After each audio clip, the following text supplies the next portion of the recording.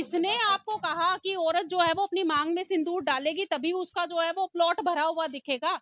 आप वहीं से लगाइए ना कि इनकी मानसिक स्थिति, ये कितना पढ़े लिखे लोग हैं, कितना कि इनको किसी भी बात का ज्ञान है। प्रधानमंत्री जी हैं, वो जिस बाबा को अपना छोटा भाई बतला रहे हैं। आपके जो मंत्री संतरी हैं, वो इन बाबाओं के पास चुनाव से पहले, चुनाव के बाद जाके माथा टेकते हैं।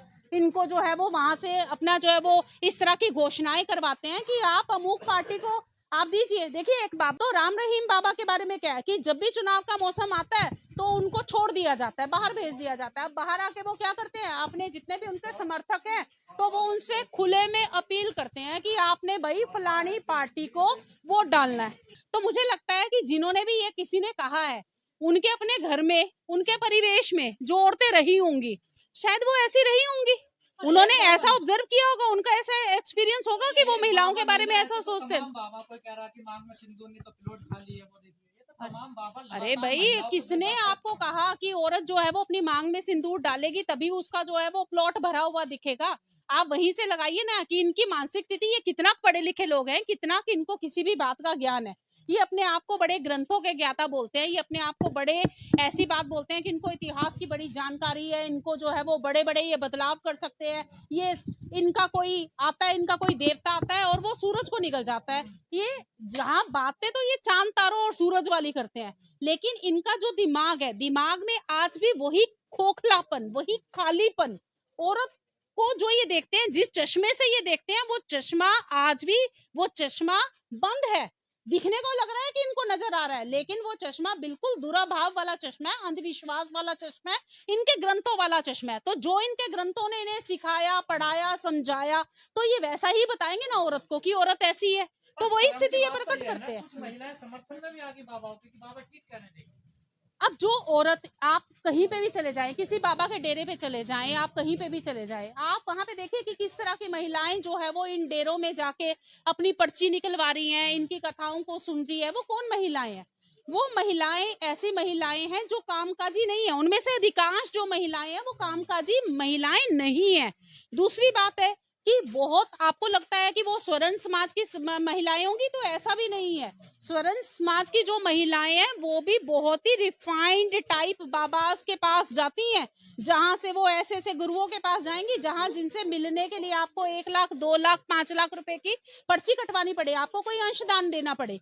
तो छोटे मोटे बाबाओं के पास जो हजारों लाखों की भीड़, कथावाचकों के सम्मुख आपको देखने को मिलेगी, वो कौन है? वो एक्चुअल में तो पिछड़ी जाति की जो है वो ऐसी बड़े मैं एक जो है वो बड़े खेत के साथ ये बात कह रही हूँ, लेकिन वही महिलाएं आपको मिलेंगी। अब वो महिलाएं कौन महिलाएं हैं? पहली बात, वो पूर्णतः शिक्षित नहीं है, क्योंकि शिक्षा को हम केवल ये नहीं कह सकते कि जिस महिला को लिखना पढ़ना आ गया तो वो शिक्षित हो गई। क्यों नहीं होती इन बाबाओं पे? अरे कार्रवाई करेंगे तो बात तो है ना। जब आपके जो अपने जो गद्दी पे बैठे हैं माननीय प्रधानमंत्री जी हैं, वो जिस बाबा को अपना छोटा भाई बतला रहे हैं। आपके जो मंत्री संतरी हैं, वो इन बाबाओं के पास चुनाव से पहले, चुनाव के बाद जाके माथा टेकते हैं। इनको जो है वो वहां से अपना जो है वो इस तरह की घोषणाएं करवाते हैं कि आप अमुक पार्टी को आप दीजिए। देखिए, एक बाबा बड़ा लाइमलाइट में रहा है, उसका वो आजकल पैरोल पे भी बाहर निकला हुआ, क्योंकि राम रहीम, बिल्कुल बिल्कुल नाम लीजिए आप। तो राम रहीम बाबा के बारे में क्या है कि जब भी चुनाव का मौसम आता है तो उनको छोड़ दिया जाता है, बाहर भेज दिया जाता है। अब बाहर आके वो क्या करते हैं, आपने जितने भी उनके समर्थक हैं तो वो उनसे खुले में अपील करते हैं कि आपने भाई फलानी पार्टी को वोट डालना है। तो देश की आधी कार्रवाई कैसे होगी? देश की ऐसी आबादी है महिलाएं, लड़के, तो उनका ऐसे ही अपमान होता रहेगा। आधी से प्रधानमंत्री ज्यादा। तो कहते हैं बेटी बचाओ बेटी पढ़ाओ। बेटी बचाओ बेटी पढ़ाओ, ये तो केवल एक खोखला नारा है। कहाँ रह गया ये नारा? लोकतंत्र में कहीं आपको ये नारा इम्प्लीमेंट होते हुए दिखता है? बात ये है, जिन स्कूलों में ये लड़कियां पढ़ती है वो स्कूल बंद कर रहे हैं। आपको शिक्षा का अधिकार नहीं है, आपकी छतें आपके सिर पे गिर रही हैं, आपके चलने के लिए आपके रास्ते नहीं है। आपके रोज जो है वो आए दिन हजारों लाखों बलात्कार की घटनाएं होती हैं।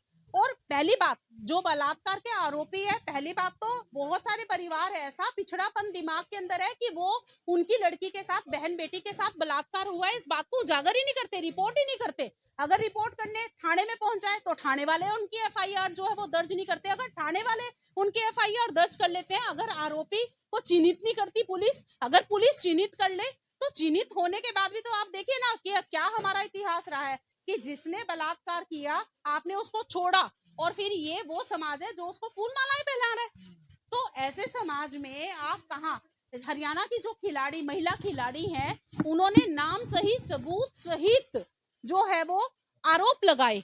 वो मांग पे अपने जो वो धरने पे बैठी रही। एक लंबा समय उन्होंने धरना दिया, लोगों ने उनको समर्थन दिया, आम जनता ने उनको समर्थन दिया, लेकिन क्या बना अंत में? अंत में क्या कोई उस व्यक्ति के ऊपर, उस आरोपी के ऊपर कोई कार्रवाई हुई? हुई नहीं। तो सभी हताश हैं। महिला आयोग है, तमाम ऐसी संस्थाएं हैं, वो भी तो चुप खामोश नहीं देखी। महिला आयोग काम करती है ना, महिला आयोग वहां काम करती है जहां उनके आका उनको बोलते हैं कि आप जाइए ना, ये आप उन प्रोफेसर ने ये वाला जो है वो बयान दिया, तो आपने उनको, ये महिला जो है वो महिला के खिलाफ है, महिला मान मर्यादा के खिलाफ है, आप जाके उनके ऊपर कार्रवाई कीजिए। वहां पे वो जो है वो अपना पूरा रोल वो दिखा देती हैं। और जहां वास्तविकता में उनकी जरूरत है, ये आयोग क्यों बने? देखिए, ये बड़े ही, ये स्टैट्यूटरी मतलब हमारे वैधानिक संस्थाएं हैं। तो वैधानिक संस्थाएं जिन कारणों से बनाई गई, जिस उद्देश्य से बनाई गई, वो वैधानिक संस्थाएं वो काम कर ही नहीं रही है।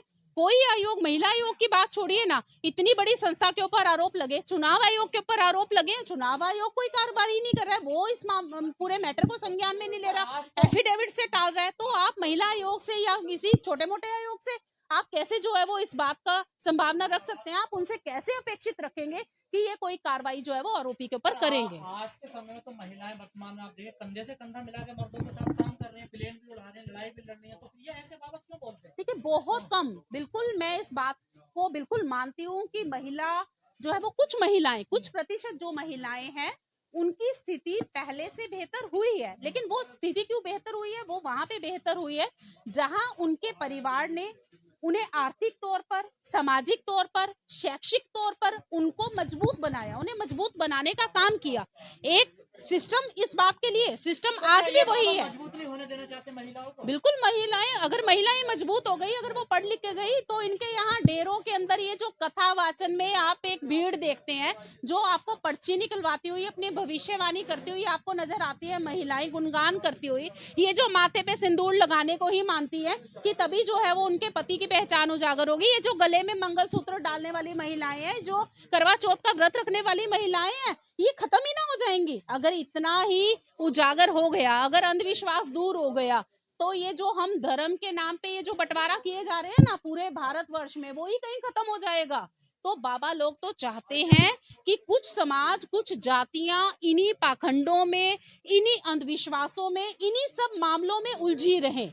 और वो उलझा रहने के लिए पुरुष दिमाग के अंदर बार बार ये बात डालती है कि देखो, अगर आपकी बीवी ने सिंदूर नहीं लगाया माथे पे, तो इसका मतलब है वो आपकी पहचान को उजागर नहीं करना चाहती कि वो ब्याहता है। अगर आपने उसे ज्यादा पढ़ा लिखा दिया, अगर उसकी उम्र 25 साल की हो गई, तो वो पता नहीं कहाँ कहाँ क्या क्या करके आई होगी। तो ऐसा दिमाग जब पुरुष के अंदर डाल दिया जाएगा, तो वो पुरुष हेजिटेट होगा, एक पिता के तौर पे हेजिटेट होगा कि मैं अपनी बच्ची को पढ़ाने के लिए स्कूल कॉलेज में भेजूं या ना भेजूं।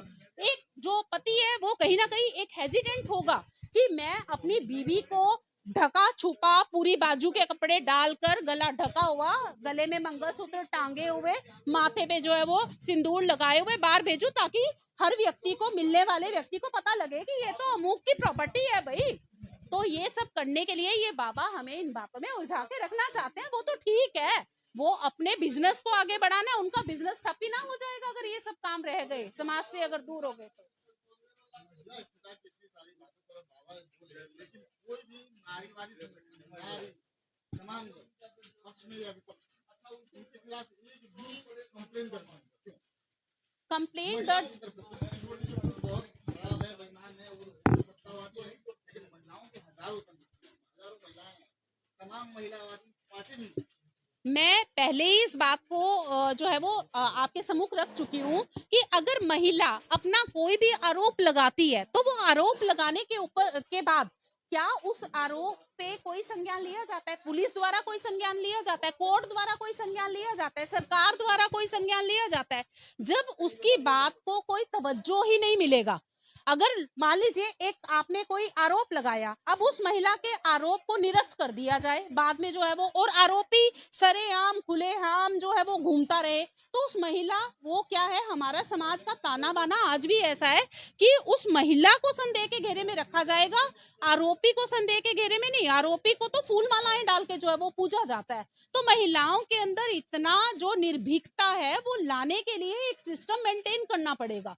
जब तक वो सिस्टम इस देश में मौजूद नहीं होगा, कायम नहीं होगा, महिलाएं अपनी बात को प्रखरता से नहीं रख पाएंगी। कुछ प्रतिशत महिलाएं हैं जो खुल के इन मुद्दों को का जो है वो बिल्कुल इनको कंडेम करती हैं, इनको जो है वो हर संभव प्रयास करती हैं कि समाज में ये सारी जो पाखंड है ये सारा खत्म हो, लेकिन उनकी संख्या बहुत ही कम है। आखिरी सवाल, एससी एसटी ओबीसी की महिला आज भी कथावाचकों के दर पर जा रही है, इनसे आप क्या कहेंगे? देखिए, मैं यहाँ पे मैनेजमेंट की एक थ्योरी की बात करती हूँ। मैनेजमेंट की थ्योरी है मास्लो नीड हायरार्की थ्योरी, जिसके मुताबिक क्या है कि 5 स्टेप है लाइफ के। आपको सबसे पहले अपनी बेसिक नीड पूरी करनी होती है और दूसरे स्टेप पे जाके जो बेसिक नीड्स हैं आप उनको सिक्योर करना चाहते हो। तो जो एससी बीसी समाज है, पिछड़ा हुआ समाज है, उसकी महिलाओं की कभी बेसिक नीड्स ही पूरी नहीं हुई है। और जिन महिलाओं की थोड़ी सी, जो थोड़ा सा शिक्षा पाली, जो थोड़ा सा उनके पास खान पान, उनका पहरावा थोड़ा सा पहले से रिफाइंड हो गया, अब वो क्या सोचती हैं, वो सोचती हैं कि मेरी ये जो बेसिक नीड्स है ना ये सिक्योर हो जाए, सिक्योरिटी। जो ये धर्म है, धर्म क्या चीज है, धर्म एक आम व्यक्ति को ये इस तरह का प्रलोभन देता है कि आपकी क्या होगी, आपके पास पैसा बढ़ेगा, अगर आप ये कथा वाचन करेंगी, आप ये व्रत रखेंगी तो आपके पास पैसा बढ़ेगा, आपकी प्रगति होगी, आपको अवसर मिलेंगे, आपके बच्चे होंगे, आपके बच्चे प्रगति करेंगे, आपका परिवार प्रगति करेगा। तो देखिए वो उस वाली स्टेज पे पहुंची है। अभी उनको जो नीड हायरार्की थ्योरी का जो 5वां स्टेप है, सेल्फ एक्चुअलाइजेशन, वहां तक पहुंचने में इस समाज को बहुत लंबा समय लगेगा। तो लंबे समय में तब तक हमें थोड़ा सा विवेक से काम लेना पड़ेगा। हम धीरे धीरे के करके उनको समझाने की कोशिश कर रहे हैं कि इन सब बातों में कुछ नहीं रखा, ये पखंड है, ये अंधविश्वास है। किसी के कथा करने से कोई भी प्रभाव इस धरती की किसी भी उस पे, किसी रिसोर्स के ऊपर नहीं पड़ता। तो इस बात को समझने में अभी पिछड़े समाज को थोड़ा वक्त लगेगा। हमें विवेक से उस समय का इंतजार करना पड़ेगा, उन्हें शिक्षित करना पड़ेगा, पूर्वाग्रहों से उनको दूर करना पड़ेगा, तभी एक बेहतर बदलाव की हम संभावना रख सकते हैं।